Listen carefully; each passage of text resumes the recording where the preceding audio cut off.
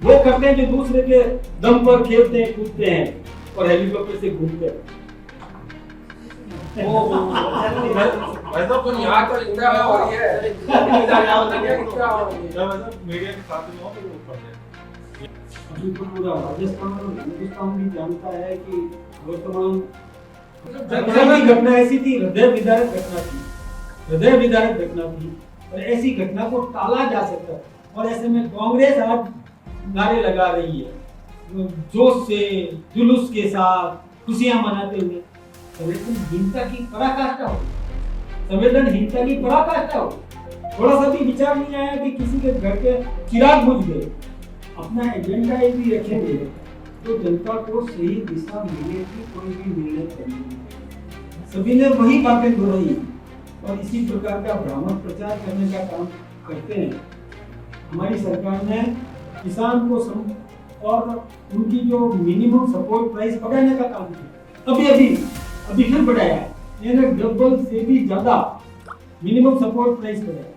अभी कितने बोलेरो गाड़ियां दी नई ला करके, कितनी महिला पुलिस कर्मियों के लिए स्कूटी दी, कितना उनको साधन संपन्न कराया ताकि अपराध पर किस प्रकार से अपराधी को तुरंत पकड़ा जा सके। ऐसा वातावरण तैयार नहीं करना चाहते थे, हो जाएगी, कोई चिंता की बात नहीं।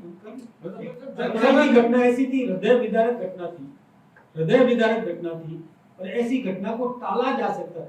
और ऐसे में कांग्रेस आज नारे लगा रही है जोश से, जुलूस के साथ, खुशियां मनाते हुए। संवेदनहीनता की पराकाष्ठा हो, संवेदनहीनता की पराकाष्ठा हो। थोड़ा सा भी विचार नहीं आया कि किसी के घर के चिराग बुझ गए, किसी के बच्चे अनाथ हो गए और इधर इनको खुशियां मनाने का अवसर मिला। थोड़ा सा भी चिंता तो होनी चाहिए थी। हम लोग चिंता कर रहे हैं, हमें मालूम है कि मीडिया हमसे पूछेगा, लेकिन हम धैर्य रखते हैं। हम जानते हैं इस बात को कि स्थितियों का ख्याल नहीं रखेंगे, किसी की संवेदना का ख्याल नहीं रखेंगे, किसी की आत्मा रो रही है और उस समय हम किस प्रकार से जोश मना रहे हैं, ये थोड़ा चिंता का तो होना ही चाहिए था ना। ये जिनकी मर गई है इस प्रकार की संवेदनाएं मर चुकी है, वो कुछ भी कर सकते हैं। हम सोच समझ के काम करें। देखिए उम्मीदवार नरेश में आरोप लगा रहे हैं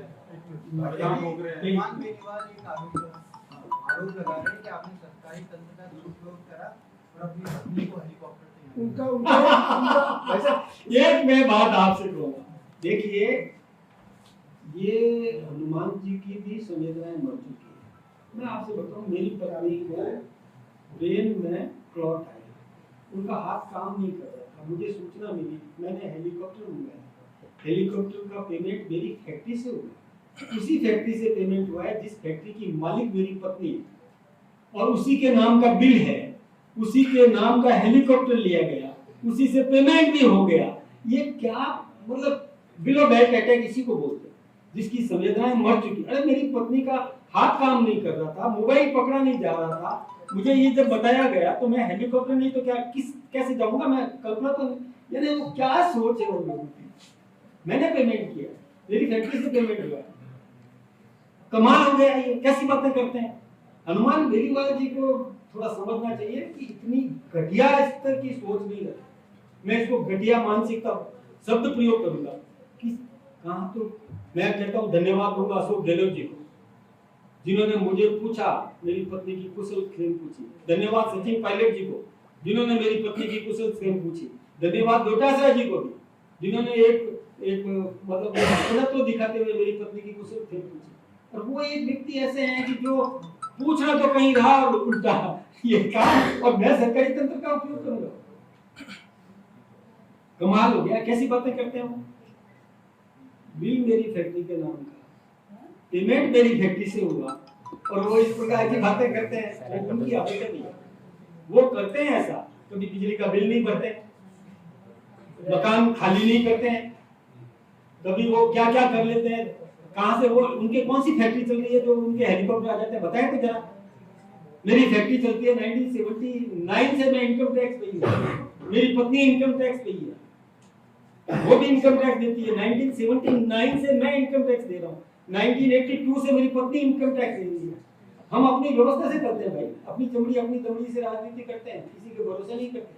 वो करते हैं जो दूसरे के दम पर खेलते हैं, कूदते हैं और हेलीकॉप्टर से घूमते हैं। ये ऐसी बात करना लाजमी नहीं था। मैं सोचता हूँ हनुमान बेनीवाल जी को थोड़ा समझ लेने की जरूरत है, कुछ स्तर सुधारने की जरूरत है। नरेश मेरा प्रबल दावेदार है, किस तरीके से देखते हैं? मैं लोकतंत्र के, देखो अपन लोकतंत्र के कसम से किसी भी नागरिक को दावेदारी करने का हक है, और किसी को भी अपना कि मैं जीतूंगा, मैं करूंगा कहने का हक है। आज जो व्यक्ति कह देगा मैं जीत नहीं रहा हूँ, केवल लड़ रहा हूँ, तो उसकी दुकान खाली हो जाएगी। इसलिए वो तो आज तो यही कहेगा कि मैं क्या कर रहा हूँ, मैं जीतूंगा। इसी उम्मीद से लोग लड़ते हैं। ऐसा एक चीज देखने को आ रहा है, तमाम जो विपक्षी नेता है, चाहे कोई भी किसी अशोक गहलोत हो, चाहे विकास मान, चाहे कोई भी हो, सीएम को निशाने पर लेते हैं और कहते हैं कि सीएम कुछ नहीं कर रहे हैं, कुछ हो नहीं रहा सरकार में। मैं सीएम की बात करूँ, देखिए एक बात आप समझिए कि जीतते ही ईआरसीटी का काम, जीतते ही राइजिंग राजस्थान का काम किया, और बाहर भी गए इन्वेस्टर्स को लेकर क्या 35 लाख करोड़ के एमओयू हुए, जिसमें 7 लाख करोड़ के एमओयू धरातल में उतरे। मैं बताता हूँ, मेरे फालना में सेलो कंपनी का ग्लास का बाउल बन रहा है, जिसकी नींव बजरलाल जी के राज में हुई, जो प्रोडक्शन में आ गई फालना में। मैं खुद उस फैक्ट्री को मैं देख के आया। बड़े कर्मचारी स्थानीय स्किल्ड सेमी स्किल्ड लेबर्स वहाँ काम कर रहे हैं। ग्लास के कांच के बाउल्स बन रहे हैं, कांच की गिलासें बन रही है, कांच के बर्तन बन रहे हैं, वो कारखाना लग गया। ऐसे ही कई एम्ब्रेला इंडस्ट्री नहीं लगी, कई ऐसे एमओयू हुए पर्यटन की दृष्टि से, वो भी काम चालू हो गया। ऐसे जब कई काम 7 लाख करोड़ के जब काम धरातल पे उतरे होगा, हमने एक एक इन्वेस्टर्स के पीछे एक एक अधिकारी लगा, वो अधिकारी मॉनिटरिंग कर रहा है। अच्छा ये देखिए, पहले की सरकारों ने भी एमओयू की, लेकिन वो धरातल पे क्यों नहीं उतरे कि वो सरकारें अस्थिर थी। दिल्ली में किसी की सरकार, राजस्थान में किसी की सरकार, और राजस्थान में भी जो सरकार वो टांग खिंचाएगी सरकार, कोई किसी कुर्सी बचाने में लगा हुआ है, कोई कुर्सी छीनने में लगा हुआ है, तो कोई भी इन्वेस्टर धन नहीं लगाएगा। इन्वेस्टर धन तभी लगाएगा जब उसको स्टेबल गवर्नमेंट दिखेगी, स्थायी सरकार दिखेगी कि मैं जो पैसा लगा रहा हूँ वो जब तक उत्पादन में आएगा तब तक ये सरकार संरक्षण देगी, खड़ी रहेगी। ये तो उसको उम्मीद होना चाहिए, तभी जाकर के और इन्वेस्टर धन लगाता है। कौन डुबाने के लिए थोड़ी कोई लगाता है, और इन्वेस्टर्स लगाएंगे। मैं आपसे फिर विश्वास दिलाता हूँ कि निश्चित रूप से और हम रिजल्ट अच्छा लाएंगे, राइजिंग राजस्थान का परिणाम भी अच्छा लगेगा। राजस्थान के उद्योग कितनी नौकरियां लगाती, ये हमारे विपक्ष को नहीं दिखता। कितने 1 लाख से अधिक सरकारी नौकरियां लगी, जो एमओयू हुए, इंडस्ट्रियलाइजेशन हुआ, उसके अंदर कितने कर्मचारी काम कर रहे हैं, कितने लोगों को नौकरी मिली है, कितने लोगों को रोजगार मिला है, कितने लोगों को और किसान सम्मान निधि मिली। 6,000 केंद्र सरकार, 3,000 राजस्थान सरकार। ये पहले तो कभी नहीं सोचा था। गहलोत साहब ने सोचा क्या, और किसी सरकार ने सोचा क्या? ये बजरलाल जी की सरकार है जिसने 3,000 रुपया अपनी तरफ से किसान को किसान सम्मान निधि में दी। कितना रुपया होता है जोड़ लगा करके देख, कितना रुपया होता है, इतना रुपया दे दिया। इसके अलावा भी आज पानी की योजना, किसान को खेत में पानी मिलना चाहिए। और फिर हमारे मोदी जी ने जो जीएसटी रिफॉर्म किया, कितनी और लोगों को राहत दी। ये क्यों नहीं प्रशंसा कर रहे हैं? प्रशंसा के शब्द क्यों नहीं फूट रहे इनके? बोलना चाहिए ना, अच्छे काम की प्रशंसा भी करो, कमी मत गिनाओ ना। हमारी कोई भी कमी गिना दे, हम जवाब देने के लिए तैयार। एक कमी गिना दो, हम जवाब देने के लिए तैयार। हम ठोक के बोलते हैं ना, क्यों बोलते हैं? क्योंकि हमारे पास में काम है, हमने करके दिखाया। खुल्लम खुला चुनौती देते हैं ना, बोले। बैठक की बैठक हुई, मैराथन बैठक चली, सभी लोग शामिल हुए, कुछ तो डिस्कस होगा। दिल्ली कितने नाम है, क्या भाजपा का इसमें भाजपा का पत्र दिवाली से पहले नामांकन दाखिल कर देगा? बिल्कुल या बिल्कुल बिल्कुल करेगा। और टाइम दे दिया आपने मुझे, करेंगे। कब? ये दिवाली से पहले ऐसे मिलना जुलना होता रहेगा। वैसे तो आप देखिए एक बात है, जो इंतजार में मजा है वैसा तो यहाँ तो इंतजार हो रही है इंतजार यहाँ हो रही है इंतजार हो रही है जब ऐसा मीडिया के साथ में हो फिर वो करते हैं यही। वैसे मीडिया का भी सम्मान है, पूरा सम्मान है, आपकी भी भावनाओं का पूरा ख्याल रखा है। अच्छा एक सवाल होगा, टिकट डिक्लेरेशन आप यहाँ से करोगे या दिल्ली से कोई आएगी हमारे पास? चलो कोई नहीं, आपको मिल जाएगी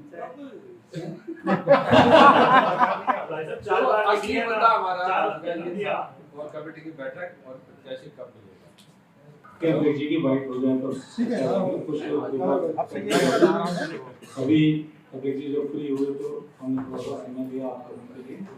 मैं इस बाइट के लिए अभी आपका परिचय कराऊं। हमारे बीच में प्रदेश अध्यक्ष श्री मदन राठौड़ जी, कैबिनेट मंत्री जोगाराम जी पटेल हैं, प्रदेश के मंत्री भूपेंद्र सैनी जी हैं और प्रदेश कार्य प्रभारी मुकेश पारिक जी।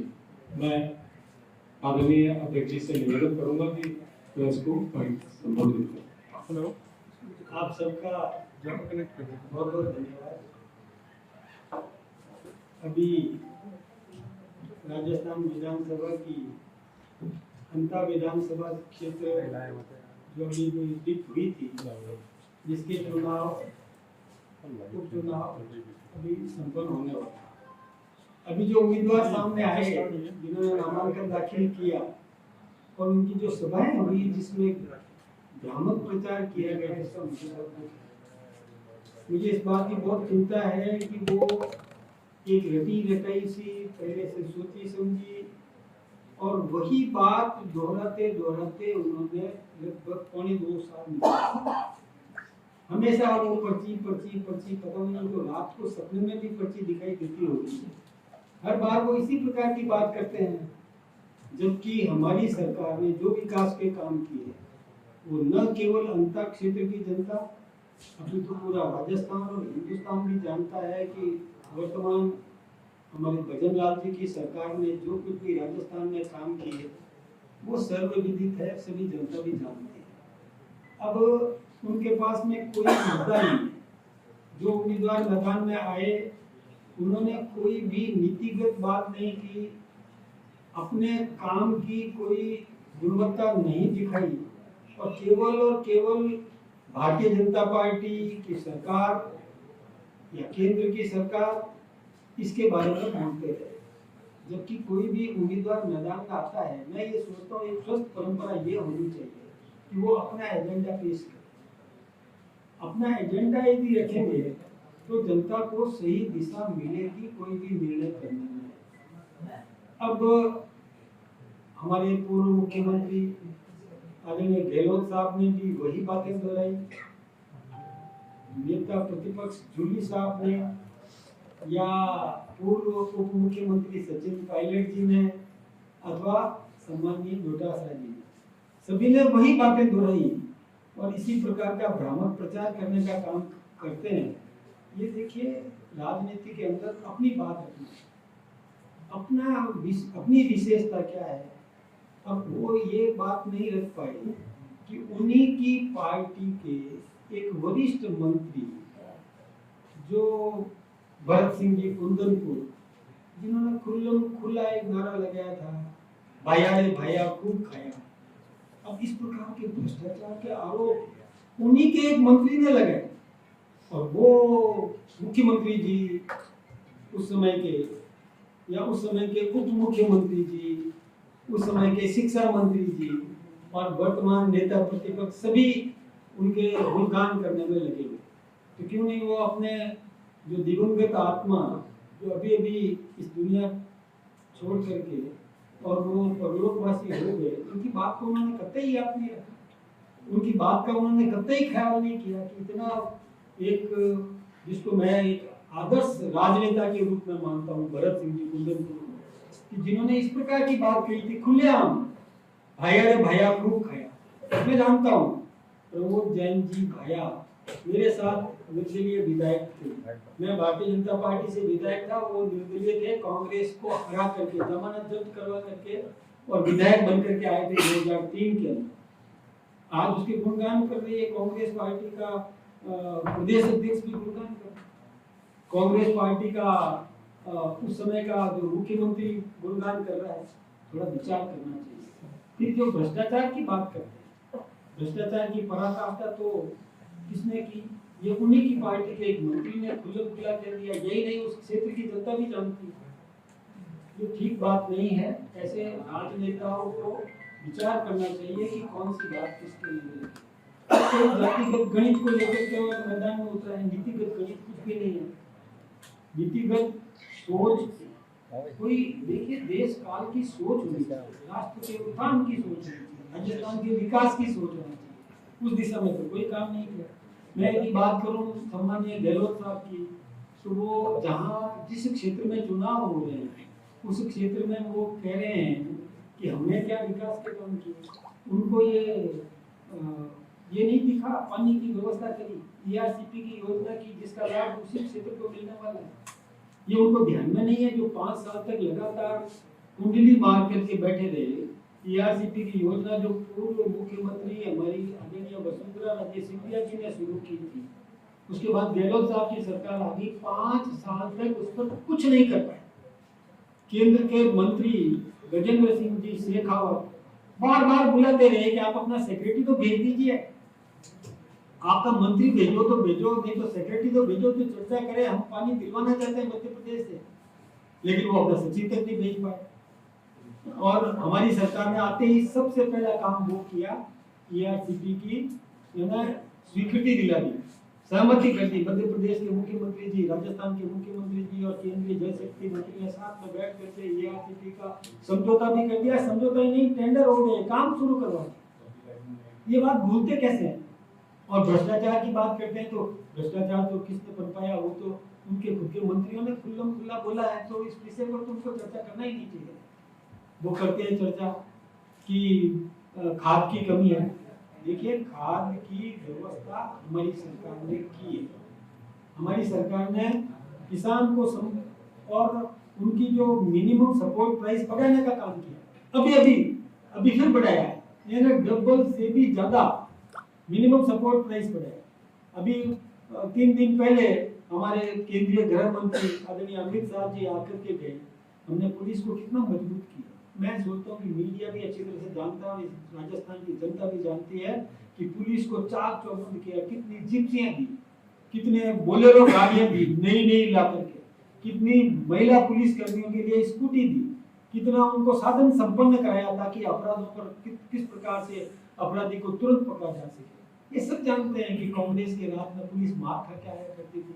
हमारे समय में अपराधी तत्काल पकड़े जा रहे हैं। किसी भी अपराधी को बचने नहीं दिया, तुरंत गिरफ्तार किया घटना घटित होते ही। अब ये मुझे तो आश्चर्य हो गया, मुझे बहुत दुख भी है कि कल जो एक बस दुर्घटना हुई, मुझे इसका बहुत दुख है। लेकिन एक बात विचार करना चाहिए कि बस एयर कंडीशन बस के अंदर एयर वो जो उसका जो होता है वो लीक हो जाए और आग पकड़ जाए, इसमें सरकार क्या बात करते हैं? सोचो तो सही। ऐसी घटनाओं पर राजनीतिक स्टेटमेंट देने से पहले विचार करना चाहिए। थोड़ा मतलब संवेदनशीलता तो होना चाहिए। छिद्रान्वेषण करो, कमी निकालो, गलती हमारी है तो निकालो, हम सुधार करने के लिए तैयार खड़े हैं। लेकिन विषय वस्तु पर तो ध्यान देना चाहिए कि किस विषय पर चर्चा कर रहे हैं। ये दुखद घटना हुई, बहुत दुख है इस बात का, हम सबको बहुत दुख है। हमारे संवेदनशील मुख्यमंत्री रात चलने के 3:30 बजे यहाँ जयपुर लौट के आए, जब तक की सारी व्यवस्था नहीं करती। ये क्या कैसे बातें करते हैं? हाँ, हमारी गलती है तो बताओ, उस पर तो कोई बात नहीं करते, अनर्गल बातें करते हैं। ये ठीक बात नहीं है। हमेशा किसी भी विषय पर कोई भी चर्चा करें, सकारात्मक विपक्ष की भूमिका निभाना चाहिए। लेकिन उनके पास मुद्दे है ही, किसी भी मुद्दे पर वो चर्चा कर ही नहीं सकते। आपसी सिर फुटबॉल की बात तो उनके अंदर थी, कितनी वो आपस में एक दूसरे को नकारा निकम्मा कहते थे, ये सर्वविदित है। किस प्रकार से भ्रष्टाचार की बात होती थी कि स्वयं मुख्यमंत्री जी की मौजूदगी में, शिक्षा मंत्री जी डोटासरा जी की मौजूदगी में, उस समय के मुख्यमंत्री गहलोत साहब, उस समय के शिक्षा मंत्री और प्रदेश कांग्रेस के अध्यक्ष डोटासरा जी, उनके सामने शिक्षकों ने खुलेआम आरोप लगाए। तब ये क्यों? अपना सोचो ना, दूसरे के ऊपर आरोप लगाने से पहले खुद का विचार करना चाहिए। फिर मैं एक बात और बताऊं, हम लोग बहुत सोच समझ करके फैसला करते हैं। हम लोग सेवक, जन सेवक वो मैदान में उतारें। ऐसा व्यक्ति मैदान में उतारना चाहते हैं जो जनता की सेवा करे, सेवक बन करके सेवा करे, राज करने के उस मद में होकर के जाने की बात कल्पना भी नहीं करे।